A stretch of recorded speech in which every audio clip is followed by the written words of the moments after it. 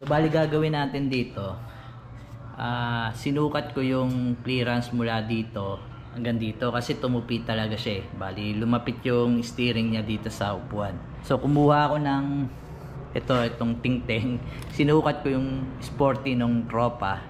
So halos 1 feet dapat yung clearance niya dito. So nakita mo, ayan oh, pag sinukat natin, medyo talagang lumapit siya. Ayan, nakita mo, dapat hanggang dito lang siya. Dapat tama siya dito sa tornilyo. So gagawin natin, nilagyan ko siya ng stopper dito, tapos itutulak natin siya ng jack. Ayan. So try natin siya.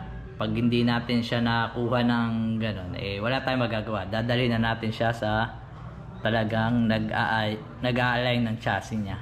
So gagawin natin, kailangan natin itong jack. Ito yung gagamitin natin para maunat natin siya. So lagyan lang natin ng kahoy dito.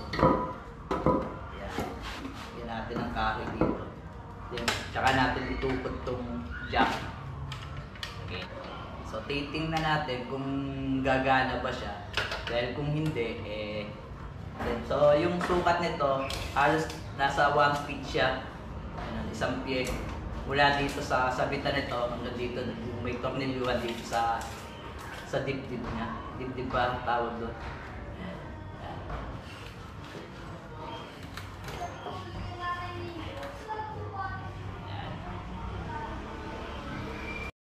So sana hindi ito bumalik kapag tinanggal natin itong jack. So ilagay natin ng medyo malayo siya talaga.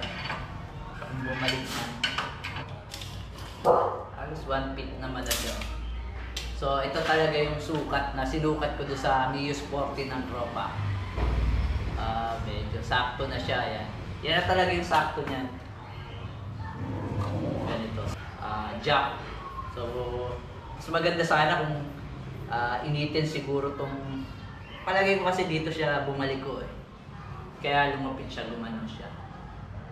So sana gumana siya para mabaklasan natin yung makina at mapinturahan tong chassis. Yung kasi yung bala kong gawin muna dito, pinturahan yung chassis.